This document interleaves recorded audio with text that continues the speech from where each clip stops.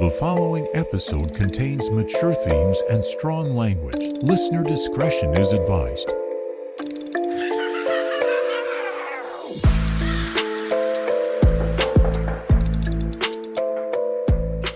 Welcome to History and Mystery in Kansas City, the history podcast about all things unsolved and unexplained in Kansas City and the surrounding areas.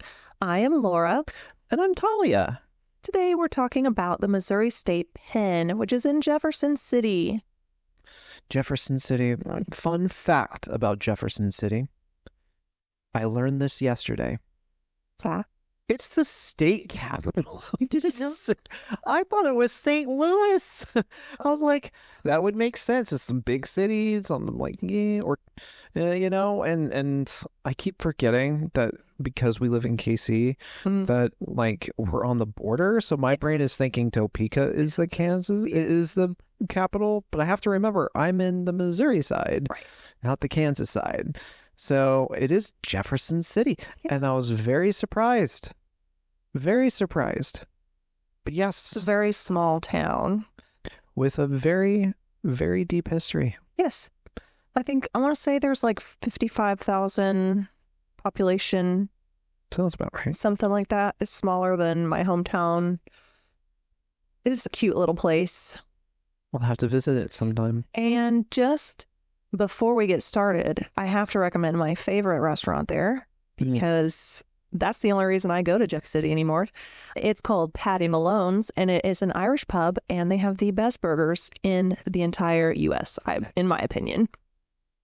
I'll have to try them. We need to go sometime. We'll meet, maybe if we do the private little ghost tour, that'd be pretty cool. Believe me, I will not go to Jeff City if there's not a chance that I can have Patty Malone's in the same trip, so we have to plan it around that. What if we went to Patty Malone's, hashtag non-spons, what if we went to Patty Malone's, got wasted, and then did the ghost tour? Well, see, they have a bar, but the place to get wasted is called Tropical Liqueurs. The locals call it Trops. And it is adult slushies. So it's in Columbia, though. So we have to go there. It's like 30 minutes. Okay. So we go there, get our 30-ounce, 32-ounce styrofoam cups that they hand you in the drive-thru. It's a drive-thru? Yes, it's a drive-thru. And then we drive to Jeff City.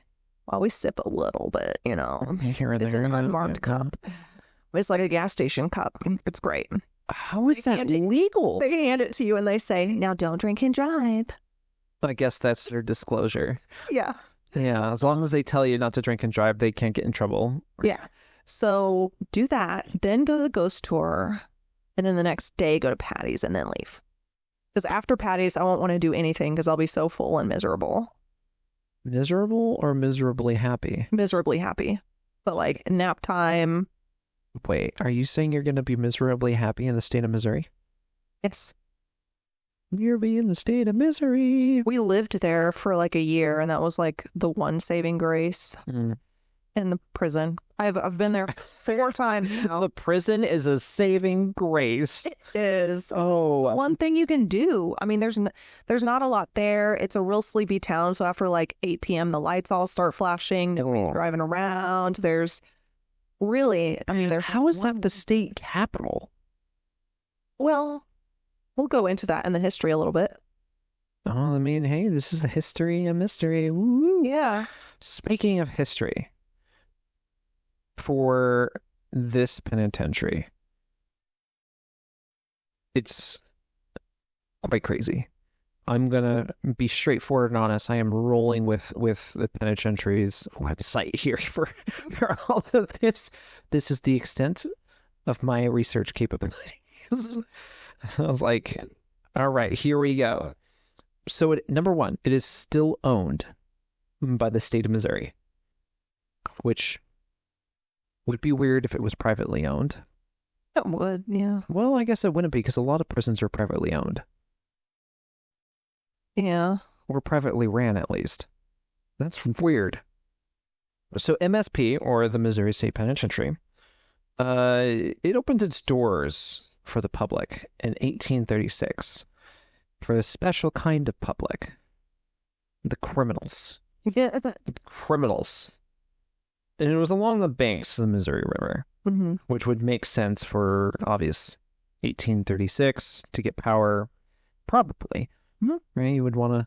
Yeah, but that's why the governor pushed to get the prison built there, because it would help keep their status and maintain them as the capital of Missouri.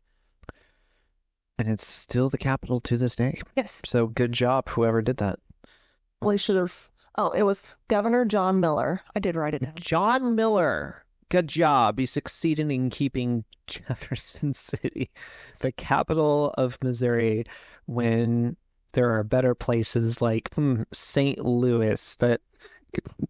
I wonder, can we put a petition in to make St. Louis the capital? I don't know why it would even matter. I mean, the capitals are important. You have to learn it in elementary school. You'll have to go with me, and then maybe you'll appreciate it a little more. Maybe.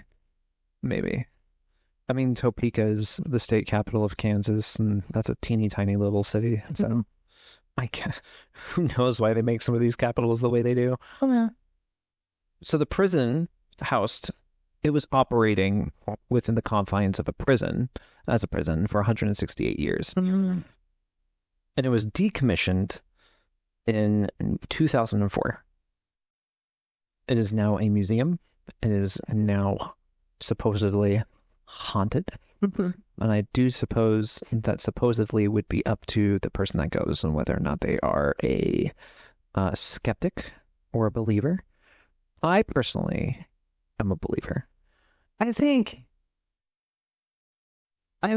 places like that at least hold a ton of energy because it was built out of limestone.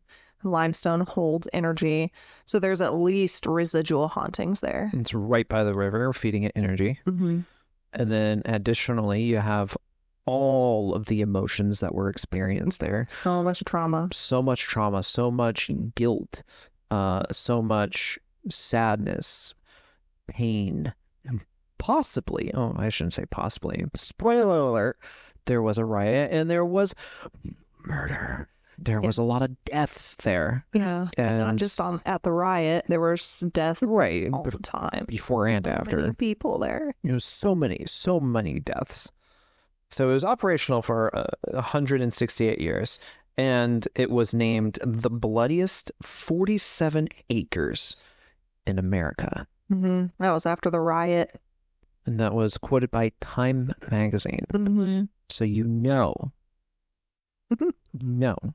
It's legit. It's legit.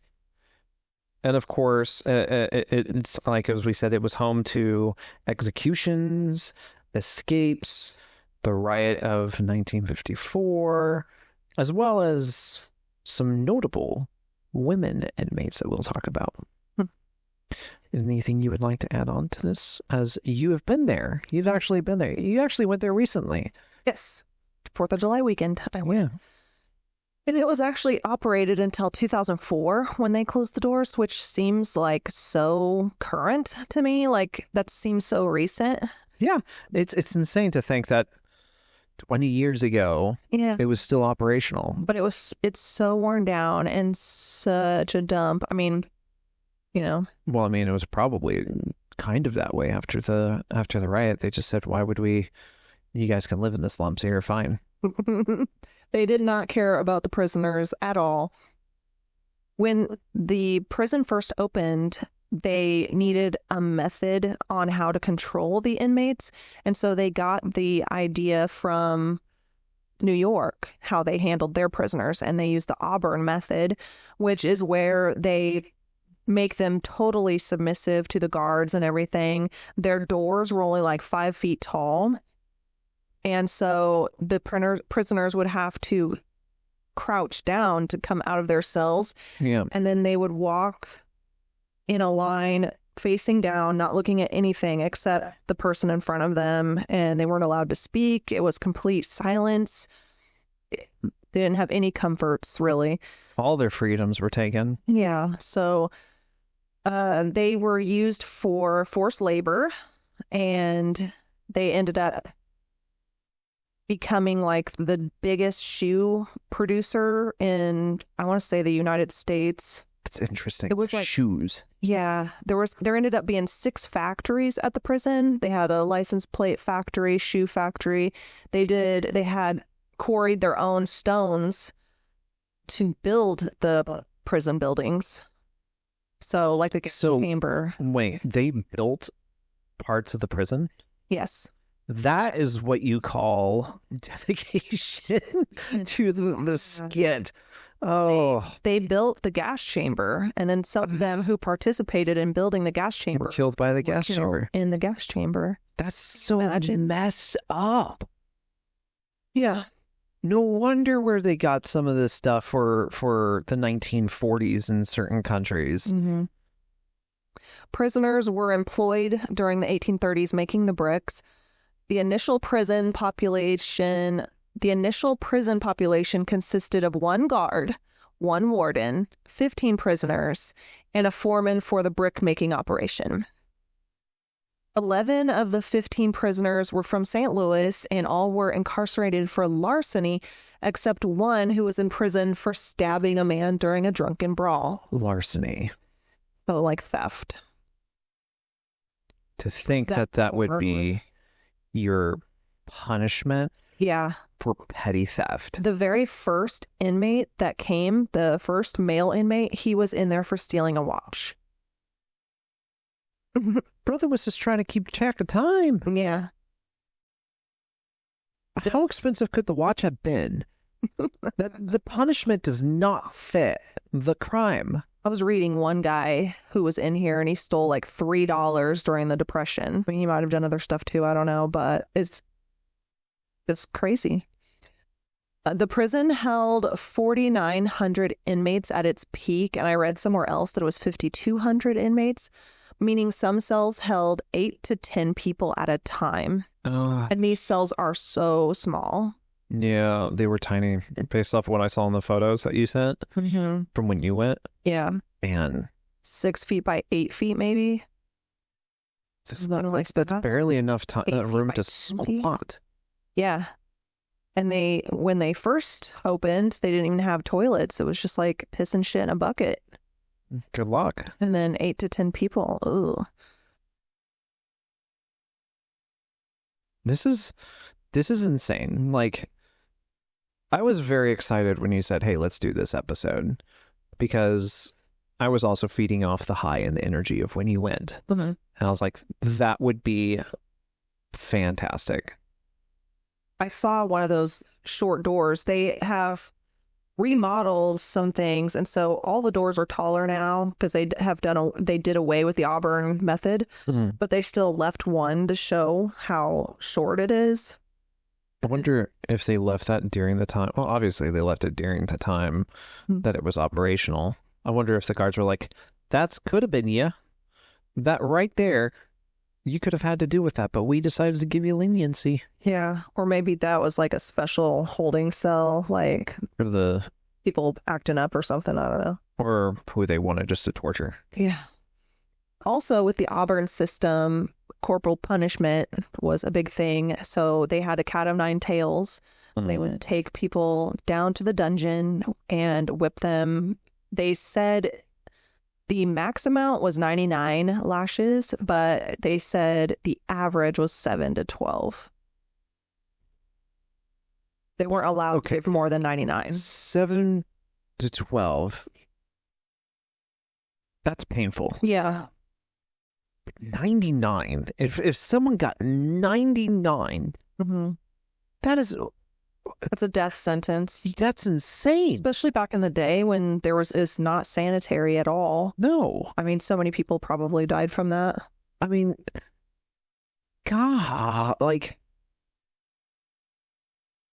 and for the supervisor to be like, we want to have some fun. We want to allow we have fun here, guys. Let's do, instead of like 15, which would have been more than enough, 99, because it's not 100. Yeah. It's not 100. Gotta keep it this double digits. Yeah. 100 would be one too many. Mm-hmm. It's too far. Sorry, I know I'm bringing these. You're fine. Just like I hear these things and my brain's just like, does not compute. This is torture. This isn't Law and Order. Mm-hmm. But then I have to remember 1800s. Yeah. Yeah. And I don't know how long they did the Cat o' Nine Tails. I don't know when they got rid of that. But that is just awful. I think we talked about the centennial sales with the bricks and being 5 foot tall. When a lot of businesses like move to Jeff City to have their business be taken care of by the inmates. So like a lot of indentured servitude. Yeah. They even built the governor's mansion. Seriously? Yeah. And it's beautiful. I'm sure it's beautiful, but if I was ever the governor, I'd be like, that's got some history. Yeah. You know that place be haunted and not in a good way. Yeah. Oh, man. Let's just pick one. Infamous inmates here. Like I said, I'm rolling off that website. So this is a huge advertisement for this prison here. This penitentiary. That is now a museum. I am not advertising that we go and visit currently running prisons. Right. That would mean that you have committed a crime, then we don't condone that. So let's see here. Oh, wow! I'm reading this for the first time here. Did you know that the assassin, the person that killed Dr. Martin Luther King Jr., was that the MSP? Was that Yes. MSP? And did you know that he assassinated him while he was escaped from the prison? What? Yeah. He escaped in like a commercial bread box thing. Oh my goodness. And yeah, got out, assassinated him, and then was captured like in Tennessee or something later on. Although if you were to ask the conspiracy theorists, they'd probably be like, no, the government let him out just to do that. Once again, conspiracies. Let's see here. Okay, we're gonna roll down the list. Pick a random person. The person that rolled up, Charles Arthur Pretty Boy Floyd. Yeah. Oh, that is such a great... It's a gangster name. Yeah. From the Union Station Massacre. Hey. I think, right? Oh, well. He helped with it, I believe. He denied it, I believe. He arrived at Missouri State Penitentiary in 1925 after pleading guilty for his first offense, a $12,000 St. Louis payroll robbery. After he was released, he continued wreaking havoc across the Midwest, robbing banks and murdering in cold blood with the notorious band of outlaws. In 1933, Floyd was wanted by several states and known to police as the most dangerous man alive. Huh. A pretty boy, quote, quote. Pretty boy, that was his nickname. Yeah. Could you imagine being like the most dangerous person alive, according to police, and your nickname, your moniker is Pretty Boy? Yeah. Oh, that is... Wow. Well, he was wanted for 3 murders. He was wanted in Toledo for killing a policeman, numerous Oklahoma bank robberies. Let's just pronounce words randomly here, that were credited to Floyd and his gang. He was also wanted in the state for murdering an officer. Police officers were warned he was heavily armed with machine guns and wore steel vests for protection. Why did you call him Pretty Boy? This guy's like... He was handsome. There's so many cooler names, though, than Pretty Boy. Yeah. Especially in the 19th. Get creative. Like, he's a pretty boy who kills people. Like, Come on. No wonder why he was murdering everybody, especially police. Yeah. He didn't want to be called the pretty boy. Come on. 1933, him and his gang continued on a killing spree across Missouri and Oklahoma and were identified as prime suspects in an attempt to free Frank Nash. Yeah. In the Union State alcohol. Okay. Yeah. I thought he was involved in that. And Floyd managed to elude law enforcement for weeks before he was apprehended at a farm and shot dead on spot after trying to flee. That's one way of going. Mhm. I'm sure that wasn't a pretty way to die, but... No. It's a shame. You got any notorious ones that you want to bring up? Robert Bordello, the serial killer, he actually died at Missouri State Penitentiary. He wasn't executed, but he was claiming that they were not giving him his heart medication, and he went over to the hospital that was part of the prison and died there. He was a serial killer, like I said, torturer and rapist, sentenced to life without the right of... he was sentenced to life without parole in December of 1988, and he died October 92. 92. Mm-hmm. When was he apprehended? Mm-hmm. It just says his sentence date, December 88. And then he died in 92, so he was only there for 4 years. Yeah. I don't know if they were actually withholding his heart medication or if he's just full of crap. That would sound... I mean, if they were withholding his... There's somebody there that was like, no. Fuck you. Yeah. There's Carl Austin Hall and Bonnie Heady. Carl. They were a couple who abducted and brutally murdered a little boy. I think he was like 6 or 7 years old, named Bobby Greenlease. A week after they were arrested, tried, and sentenced to death. They were both incarcerated and executed at the same time in the gas chamber, which has 2 seats. Aww. They were executed in 1953. At least they died together. Yeah. Jesus. Some people. Killing people kills people. We got Katie Richards O'Hare. 1919, Katie Richards O'Hare began serving a federal sentence at the Missouri Penitentiary that would change her life and contribute to reforms in inmate labor practices. In July of 1918, O'Hare, chairman of the Socialist Labor Party, gave a speech in Bowman, North Dakota, after she was indicted under the new federal law Espionage Act. The new Federal Espionage Act, I think, which, yes, would be a federal law. Convicted of espionage and sentenced to prison.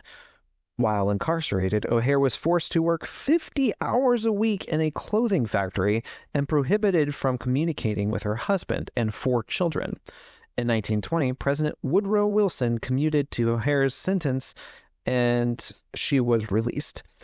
She later received a full pardon from President Calvin Coolidge, and her life was forever changed by her experience.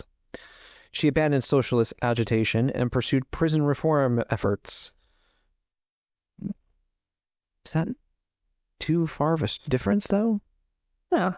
Yeah, that's just like taking a step to your left and continuing down the same line, which, I mean, not necessarily needed to happen. Yeah, it definitely did. So, good for her. Yeah. She was appointed in 1939. She was appointed by the California governor to the position of assistant director of the California Department of Penology. Her reform efforts had a major impact on California's penal policies, and many of those reforms were implemented throughout the country. So if it wasn't for her, we would still have it probably close to indentured servitude. Imagine she was essentially working for Sheen. Came out, which, I mean, I love Sheen, but at the same time, we have to call it what it is. Yeah. And wow, she came out and she really changed her life, which is good. Yeah. At least that's one good story. Yeah. That didn't end in some kind of death. Oh, there's a couple good ones. There is Charles Sonny Liston. He was a boxer. He was incarcerated in 1950 for different charges, including armed robbery, but he learned to box in prison.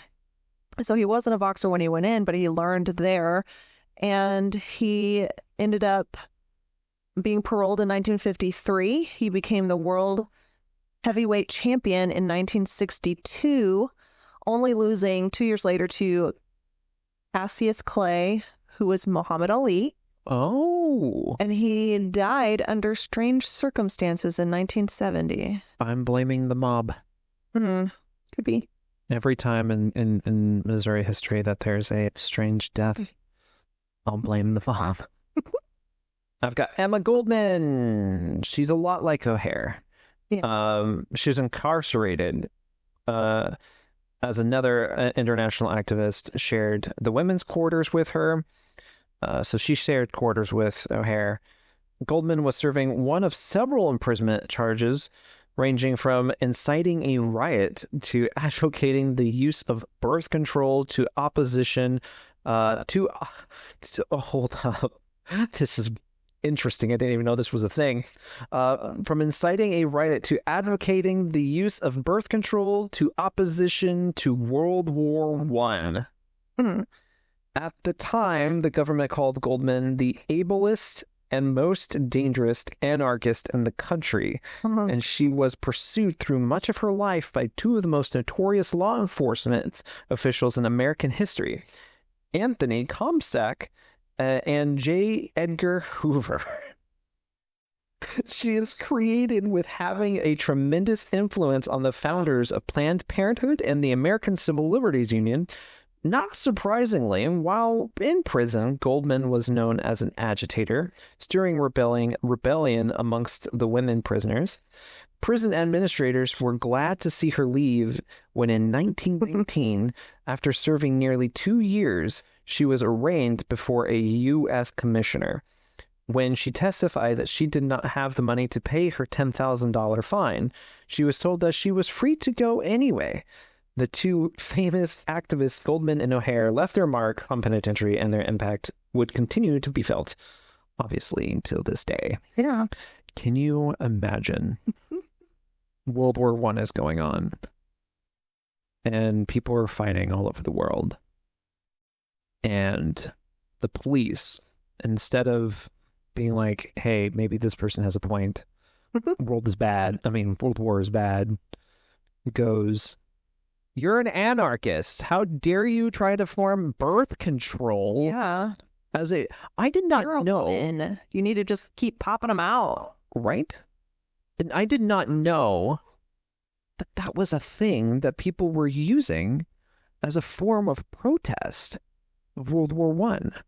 Mhm. Like, I know Americans didn't like... I heard it. I thought it was two different things. It says that she was... for charges of ranging from inciting a riot to advocating the use of birth control. Oh, I misread that. Yeah. Because of the lack of commas. Oh, boy. So, yeah, it was inciting a riot to advocate the use of birth control.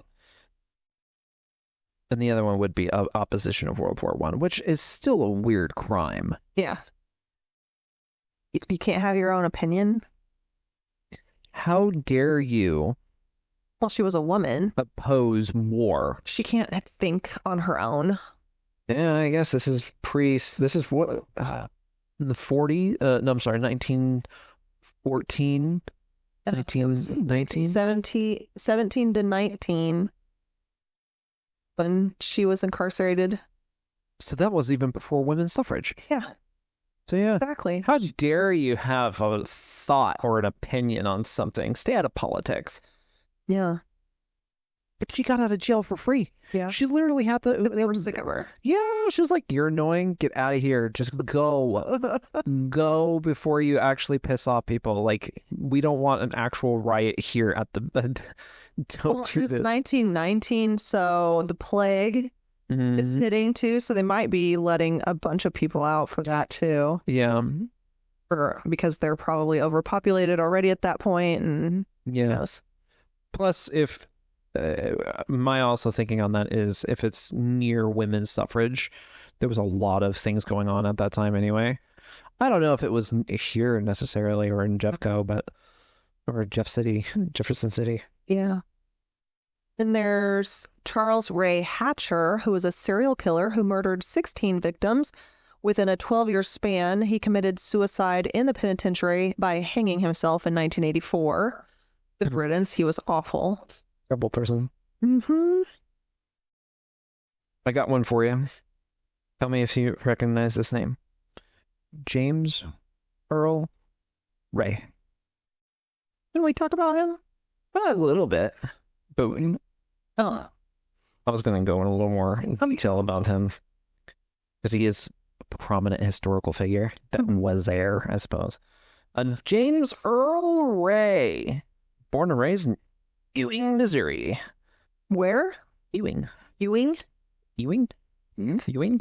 It's literally spelled E-wing. So my brain is thinking like Star Wars. It's the E-wing. Okay. Even though there's not a hyphen in there.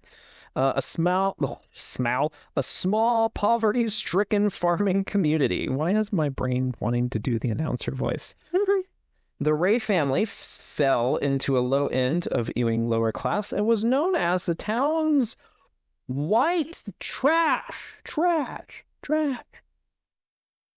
Ray later moved to Quincy, Illinois, a rowdy river community on the Mississippi River, where he began associating with the town's bad element.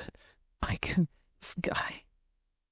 And getting into minor scrapes with the law, in 1959, Ray and an accomplice held up a Kroger store in St. Louis. After being caught, tried, and convicted, he was sentenced to 20 years in the Missouri State Penitentiary. Ray had previously served terms in Joliet and Pontiac prisons in Illinois and Leavenworth, federal penitentiary in Kansas. After several escape attempts at MSP, Ray made one final escape plan. In 1967, he reported to his job in the prison bakery early and was onto a large box that was used to ship loaves of bread. So you were right, 100%. You know your history better than I do. Soon, the truck drove up to pick up a supply. This is a terrible movie escape plot. Yeah. Dear God. No wonder where, I wonder if he got it from, cartoons or something? Yeah. Oh, my Bug God. Bunny. And the police are just like, there's no way he would have done something this stupid. Yeah. Yep. And he got away with it. It was nearly a year later, on Thursday, April 4th, 1968, that Ray assassinated Martin Luther King Jr. in Memphis, Tennessee. And Ray was amazed at the publicity surrounding his deed. He thought that killing King would make him a hero, and instead he became a haunted man. You think? Racism. Ray was soon apprehended and convicted of murder in the first degree and sentenced to 99 years in prison. They couldn't just give him 100. No. Or just life. He was sent to the maximum security Brushy Mountain facility in Tennessee, where once again he tried to escape multiple times. In 1991, he was transferred to the Riverbend Maximum Security Facility in Nashville. And I guess he remains on escape status in the records of Missouri Department of Corrections. I guess because they never got him back directly. So he's still a wanted man after death. But he died of hepatitis in 1998. Well deserved. Sadly, it wasn't a more painful things. Hepatitis, though. Wow. I'm thinking that's a lot of infamous inmates right there. And we talked about some of the women that went there, which is good. Get some women. But let me see real quick if there was a super bad, notorious one. A woman? Yeah. The only one I know of is Bonnie that I talked about. She was the only one that was actually killed in the execution chamber. Here's some fun facts here. The women, obviously, yes, separated from men because, obvious. In 1926, 64 women prisoners were moved to prison farm number 1, which was located a few blocks east of the penitentiary. The women would no longer work in the factories as they had previously done, but would work outdoors as much as possible, gardening and raising hogs and chickens on the 15-acre tract. Women were housed in a rambling mansion that had been built by General James L. Miner as a plantation home nearly 75 years before. Now that is history. Exists. I wonder. That would be pretty fucking cool. It sat on a hill with a commanding view of the Missouri River and the Jefferson City and it has a vast improvement was a vast improvement over the gray, dingy halls the women had known in the men's penitentiary. Women at the farm number 1 had become incredibly crowded over the years and finally moved to their new home in Tipton, Missouri in the early 1960s, where they were housed to a dormitory-style room, or sometimes only 1 or 2 to a room. The women enjoyed a few recreational hobbies: badminton, volleyball, and even a swimming pool. Their families were even allowed to visit and bring a picnic lunch. Nice. Oh, That wouldn't fly today. Lord. That would not fly today. That would not fly today. And then you look back at the men and their dingy prisons. Yeah. What? Okay. Yeah. But that's pretty interesting. I didn't know that. Well, obviously I didn't know that, but even you didn't know about the little house that they had on the top of the hill. Yeah. I just want to go see if it's still there. That would be nice. We'll have to check it out. Should we talk about the riot? That is next on the list, I think. Yeah. That's a big... That's big. Yeah. That's a big story. Happened in 1954, September 22nd. It started when 2 inmates faked an illness to distract some guards. And when the guards arrived, the inmates ambushed them and took their keys. Then they ran around and unlocked as many doors as they could. So all these people were out just running around. Mm-hmm. And during the incident, the Missouri State Highway Patrol, the Missouri National Guard, and the police departments from Jefferson City, St. Louis, and Kansas City were called in to help. That's a lot of cops. Mm-hmm. When it was all over, 4 inmates had been killed, 29 injured, and 1 attempted suicide. Nearly 2,500 rioters were on the loose inside the walls. And during this activity, there was 1 inmate in solitary confinement who was tortured and murdered by the other prisoners by being bludgeoned to death with a sledgehammer. Jeez. Yeah. Oh, they went all out on this one guy. Yeah. Well, he was known to be a snitch. Oh, well, okay. So that kind of definitely makes sense. Solitary confinement for safety, because he was telling the police everything. Yeah. So the prisoners were complaining to the press that one of the major causes of the riot was dissatisfaction with the newly appointed parole board. 3 members had been appointed just weeks before the riot, and all were former members of the Highway Patrol. So the inmates claimed that the former cops would not be impartial. Which... Probably true. Probably true, especially in the 50s. Mm-hmm. If we're going to be completely honest. So the riot caused estimated damages of $5 million. They were setting fires. One building, at least one, burned completely to the ground. It was the license plate factory. That's a lot of money. Yeah. Like, even if you were to add for inflation, Especially that's... back then. Ooh, That's a lot of money now. Like, yeah. That's crazy. I wonder what that would be with inflation. I'm not going to look it up this time, but that's probably a lot of money. A lot. Jeez.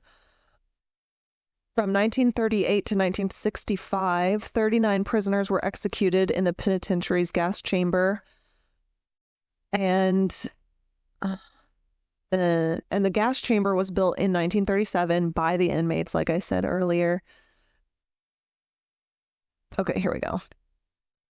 So 39 individuals were gassed, and then the last one was executed by lethal injection. So that made 40. Mm-hmm. And then out of the 40, there was only the one female, Bonnie. But of course, Mm-hmm. that just makes sense. You got to have a equal ratio there. Yeah. I'm trying to remember, because there was also another riot. This might be the same riot that I heard about. Going back to the riots, where prisoners would set fire, and the warden had their daughter there, and the daughter got stuck in the fire. Oh, shit.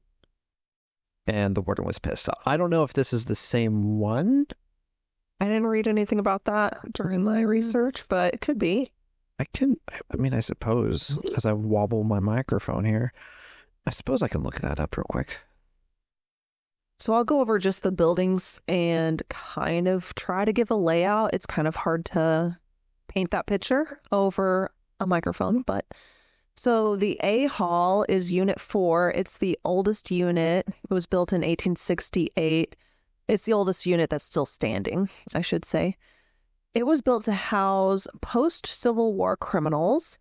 It was also used for the African-American inmates during segregation, and it was segregated until the early 1980s. Huh. Oh, the inmate who was a snitch that was murdered during the riot, he was in cell 48, and his name was Walter Lee Donald. Well, we'll have to visit Mr. Donald. And I don't remember what building that was in. It was either 3 or 4, can't remember. We'll have to go and actually visit. And so H Hall is Unit 1, and that is now receiving, or was receiving, now it's like the main entrance. It was the women's housing previously. Mm. And that's the one that you pull up to when you first get there. A big looming, scary looking building. And then after you walk through there and you go out the back, the A Hall that I previously mentioned is kind of towards your left and back a ways. And then there's this big open area. And then to your right is B and C Hall, which is Unit 3. And it was built in 1914. It was built on top of where the first original building stood. The basement is original from the 1830s. And the basement is where they have the dungeons, is what they call them. Mm. And it's like solitary confinement. It is pitch black down there. How did this prison stay active until 2004 with all this random things happening? That's what I want to know. There was a hospital. It was 5 stories tall and built in 1938, but it has been torn down. It used to be 47 acres, and now it's like, I would say 4 square blocks. Don't know how many acres that is, but they tore a bunch down to make room for different buildings in the Capitol. Square blocks. That's not very big. Not anymore, no. I mean, the buildings are big, and it takes a while to get through. Like, even if you do a 3-hour tour, you're still not going to see everything. There's a lot. And then there are some buildings on the property that are probably going to be torn down, and they're not available to the public. So you only really go in those 3 buildings that I mentioned, and then the gas chamber. So you get to see 4 buildings. That's insane. Yeah. Gas chamber. That is the most somber place. They say that there's not as much paranormal activity there, but when you walk in, well, first when you walk down there, you walk on this path that has hand-laid bricks that the inmates put themselves. Yeah. And then there's this huge cross on the sidewalk that you have to step over. And they say that that's where a lot of them, like, said their last prayers and all that. And then you get in, and it's a really small building. It's really muggy and humid when I went, and there was enough room for maybe 10 spectators on one side. And then if you go into the other door, that's where the inmate would go. 2 chairs for them. And then there was like a holding cell for when they were getting ready and all that. Yep. And there's a huge picture on the wall that has all of the inmates that had been put to death there. So you can see their names, what date they were executed on, what they were convicted of, and everything like that. The majority of them, of course, were African American. I was just about to say, yeah, because I'm scrolling through, and it is horrific. Yeah. To see just how many of them. I think I've scrolled by maybe. I'm almost near the end of the list. I've probably scrolled by maybe 7 white people. Yeah. And 8 now. It's just. Oh man, that's.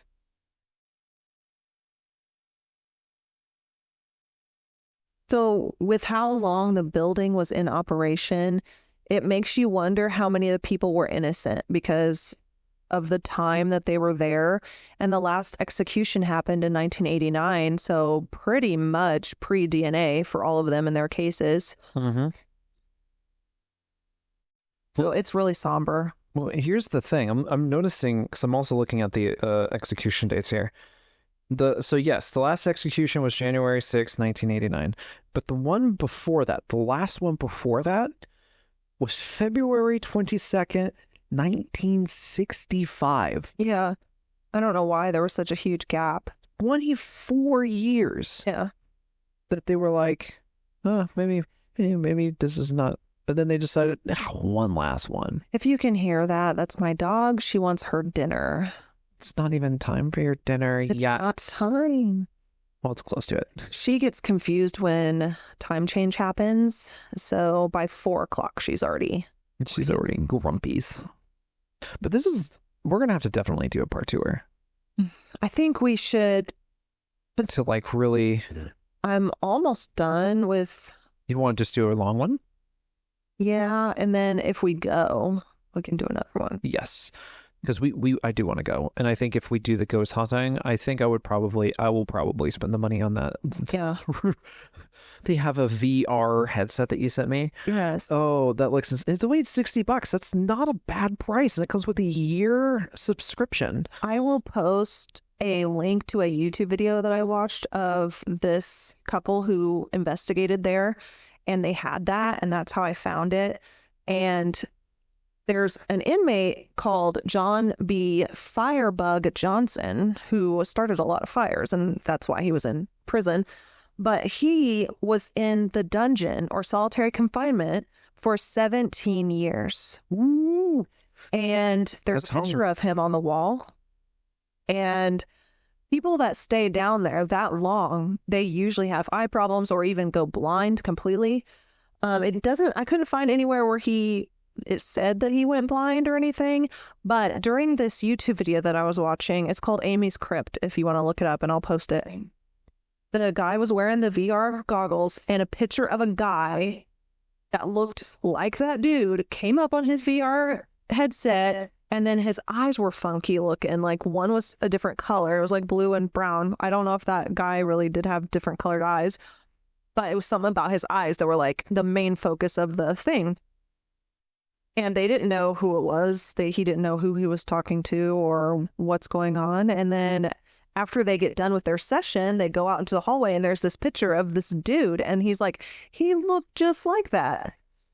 And they show you the picture that comes up on the VR. So it was really cool to see. I think he would be blind if he was down there for 17 years. That's a long ass time. Because a long time, I think it's like, it could be 11 days. Just pure darkness can permanently blind you when you come back out to light. Goodness. Because the intensity of the light will fry your retinas. Yeah. So he probably was blind. Yeah. Probably did become blind. It was just really interesting, that video. So that is interesting. But yeah, we'll need to get that especially. Yeah. Onward. Yeah. A Hall Unit 4, there is an apparition that appears on the catwalks. And it's said that he He appeared enough that people would recognize him, and then he started to kind of slowly fade away. So his head would be gone, and then the next time he would come, he would be missing down to like his torso, and then be missing down to his waist and his knees and so forth. And so there's tourists that have gotten pictures of just feet or just knees down and things like that. And our tour guide showed us a picture that she captured where you can see plain as day a pair of legs from the knees down in a walking stance. And they're not see-through or misty or anything. They were like solid fucking legs. That's insane. Yeah, and they see him often. There is a shadow figure that hangs around death row. And they said that he's like 8 foot tall and he'll like get in your face and stuff. Ooh. And the one story that I have of when I was there, not this last time, but it was a few years back, we're all on death row standing in a row. It's in the middle of summer. It's hot as balls.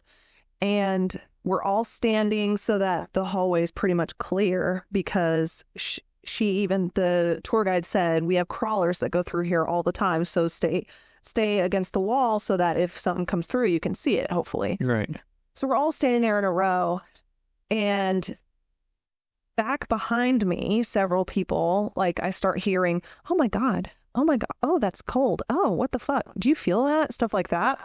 And it gets to me and my friends, and it's like a cold breeze swarming around our legs and then continuing. And I heard it up the line too. Like, oh my God, do you feel that? Oh my God, It's so cold. There's no breeze anywhere. There's no windows open in that place. And it was just really like, we all had the goosebumps. We were all freaking out. And of course, I was with my husband. So he was like, it's just the breeze from the window. I'm like, there's no breeze. Gotta love skeptics. And it's all the way down by my feet. Like if it was from a window, you would have felt it higher. You would have felt it on your face or your shoulders maybe, but not that far down. Yeah. And the fact that she was talking about crawlers, where we were all like, I wonder if maybe there used to be inmates or something that would try to crawl out. I don't know. Like as an escape, they were trying to avoid the windows. Yeah, I don't know. That's insane. Yeah. That's cool. I'm excited. This would be, if we did this would be like the first ghost adventure, for lack of better words, that I have been on since like, I don't know, 2012? Yeah. It's been a long time. I've done these tours. I've done 4 now, but it's just like a ghost kind of / history tour. You don't get to actually go on your own and do EVP sessions or anything like that. So I didn't feel like I had time to do anything like that. And I wasn't prepared to even go. It was just like we decided to go on a whim. So I didn't have any of my stuff. I didn't have my camera, nothing. Well, next time when we go. Yeah. But maybe the next episode, we can actually talk about like or on a special episode or something like that for our subscribers or our secret episodes that we have going on there. Yeah. We could talk about like our own paranormal experiences and stuff. That would be pretty freaking cool. Yeah. Because I could talk about that for years. I mean, I also worked at Denver Art Museum. That was very haunted. Mm-hmm. Very haunted. And I got ghost stories from that. Also, there's 2 more things I want to mention and then I'm done. But there was apparently a cat that would frequent the prison. I don't know if they would just let him in or if he lived there, but they named him Mike.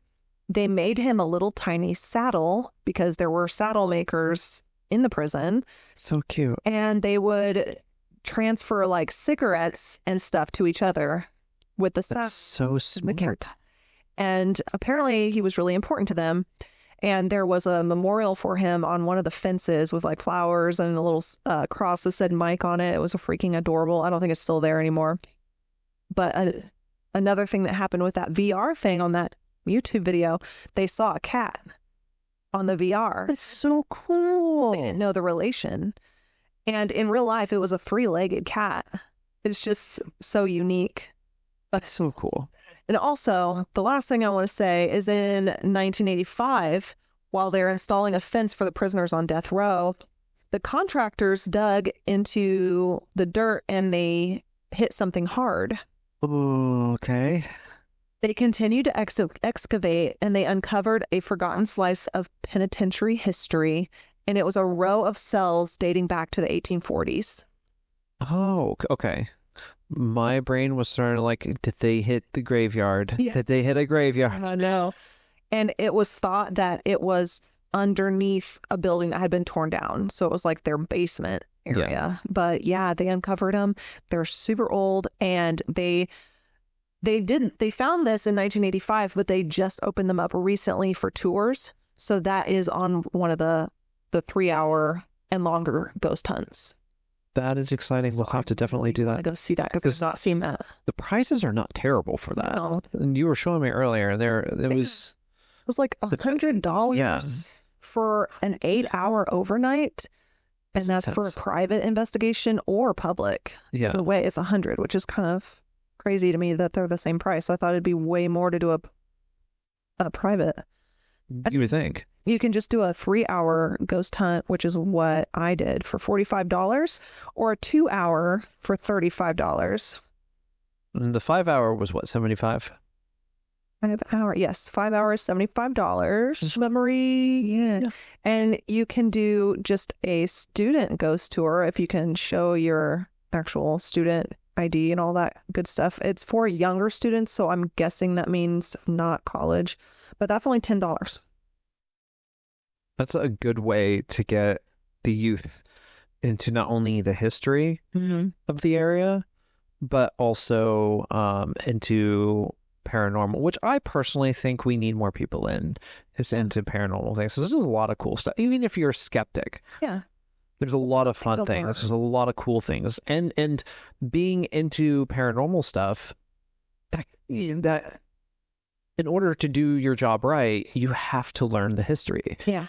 And it's exciting, and it's really cool, the cool things that you can learn. Mm-hmm. I don't know how many times I can say cool in that sentence, but it's very interesting, the things that you can learn. Yeah. And there's a lot of good things that came out of this place, even though it was horrible and horrific things happened.